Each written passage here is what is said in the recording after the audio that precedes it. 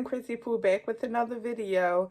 So as you can tell by the title, I'm doing an eyebrow slit tutorial. So many people compliment me on my eyebrows. And so I already have an actual tutorial on my channel already. So you can go ahead and check that one out. This one is somewhat of a more updated version. This tutorial, go ahead and keep on watching. If you guys see me looking up this way, my mirror is this way. I'm trying to face it towards, so that y'all face it towards me looking, so that you can see what I'm actually doing in this tutorial.